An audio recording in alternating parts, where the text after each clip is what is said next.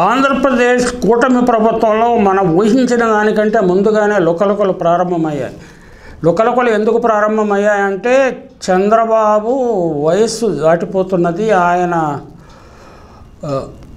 మానసిక స్థితి గురించి కొందరు అనుమానాలు వ్యక్తం చేస్తున్నారు. అయినప్పటికీ ఆయన దృఢంగానే వ్యవహరిస్తున్నారు. అందుకు ఆయన్ని మనం అభినందించాలి. ఆయనకి సుదీర్ఘ ఆయురారోగ్యాలు ఉండాలని కోరుకుందాము.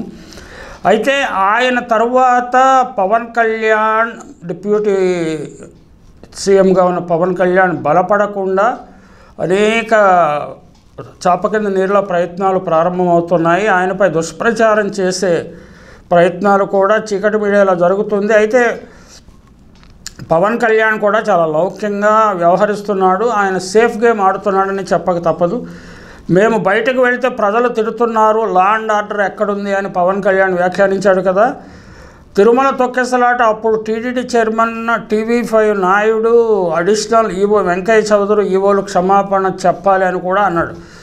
తన సొంత నియోజకవర్గం పిఠాపురంలో నేరాలు ఘోరాలు గంజాయి పెరిగిపోయాయని, పోలీసు సెటిల్మెంట్స్ బిజీగా ఉన్నారని ఇలా వివిధ సందర్భాల్లో పవన్ కళ్యాణ్ విమర్శించారు. ఇప్పుడు పిఠాపురానికి చెందిన వర్మ గారు లోకేష్ బాబును డిప్యూటీ సీఎం చేయాలని కూడా బహిరంగ ప్రకటన చేశారు. అంటే ఆయన మనసులో ప్రైమ్ మినిస్టర్ సీఎం చేయాలని కోరిక ఉండొచ్చు, డిప్యూటీ సీఎం విషయం మాట్లాడుతున్నారు.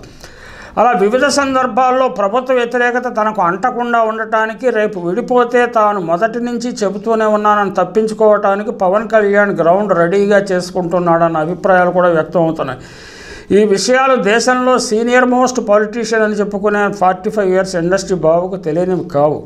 అందుకే ఒక వ్యూహం ప్రకారం లోకేష్కు డిప్యూటీ సీఎం అని టీడీపీ పార్టీ నాయకుల చేత చెప్పించి, ఎవరికి ఇష్టం ఉన్నా లేకపోయినా కాబోయే సీఎం లోకేష్ అని మంత్రి టీజీ భరత్ చేత చెప్పించాడు.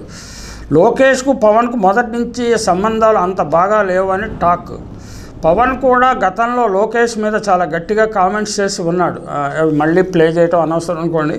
ఈ పూర్వ నేపథ్యంలో పవన్ ఎదిగితే లోకేష్, లోకేష్ ఎదిగితే పవన్కు వెనుకబడిపోయే ప్రమాదం ఉన్నదని ఉభయ వర్గాలు గుర్తించాయి. అంటే కూటమిలో వైరుధ్యాలు ఉన్న విషయం మనం మొదటి నుంచి చెప్తూనే ఉన్నాము. లోకేష్ పవన్ ఒకేసారి ఎదగటం కుదరదు. ఒకే వరలో 2 కత్తులు ఇమ్మడం అంటారు కదా. కాబట్టి ఒక వ్యూహం ప్రకారం గత కొన్ని రోజులుగా 2 శిబిరాలు సోషల్ మీడియాలో అప్రకటిత యుద్ధం చేస్తున్నాయి. అంటే Janasena versus TDP, Pawan versus Lokesh.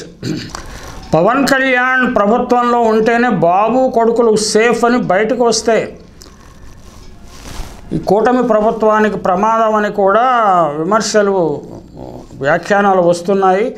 Janasena party ఎదిగితే నష్టపోయేది టీడీపీ పార్టీ అని టీడీపీ కార్యకర్తలు బాగా గుర్తించారు, నాయకులు కూడా గుర్తించారు. అందుకని పవన్ను ఎదగనివ్వకుండా తొక్కేయాలని ప్రయత్నాలు తెరవెనుక జరుగుతున్నాయని ప్రచారం జరుగుతోంది. లోకేష్ను సీఎం చేయటానికి చంద్రబాబు పవన్కి పొమ్మనకుండా పొగబెడుతున్నాడన్న అభిప్రాయం కూడా ఉన్నది. కృష్ణా జిల్లా పెడనలో జనసేన నాయకుడు ఆత్మహత్య చేయటము సంతోష్ మచిలీపట్నం ప్రభుత్వానికి తరలించారు. ఆయన్ని, జనసేన నాయకుడిని, పార్టీలో ప్రాధాన్యత ఇవ్వటం లేదని పురుగుల మందు తాగి ఆయన ఇది చేశాడు. ఇవన్నీ జరుగుతూ ఉంటాయి. ఈ సందర్భంగా చంద్రబాబు సమక్షంలో టీడీపీ పాలిట్ బ్యూరో సభ్యుడు శ్రీనివాసరెడ్డి లోకేష్ను ఉప ముఖ్యమంత్రి చేయాలని డిమాండ్ చేసినప్పుడు బాబు వారించి ఉంటే ఇంత రచ్చరచ్చ జరిగేది కాదని ఆలోచన పరులు చెప్తా ఉన్నారు. వేరే కులం వాడు ముఖ్యమంత్రి కాకూడదా, మెజారిటీ సంఖ్య ఉన్న ప్రజలందరూ సరైన నాయకుని ఎందుకు ఎన్నుకోలేకపోతున్నారు అంటూ కూడా సోషల్ మీడియాలో అప్పుడే చక్కర్లు కొడుతున్నాయి. అంటే కమ్మారెడ్డి కాకుండా కాపులకు ఎందుకు ఆ రాజ్యాధికారం రావద్దు, ముఖ్యమంత్రి పదవి రావద్దు అన్న ప్రచారం చేస్తున్నారు. ఢిల్లీ విశ్వసనీయ వర్గాల మేరకు కొన్ని నెలల్లో పవన్ కళ్యాణ్ గారు సీఎం కాబోతున్నారని కూడా సమాచారం అంటూ లీకులు ఇస్తున్నారు.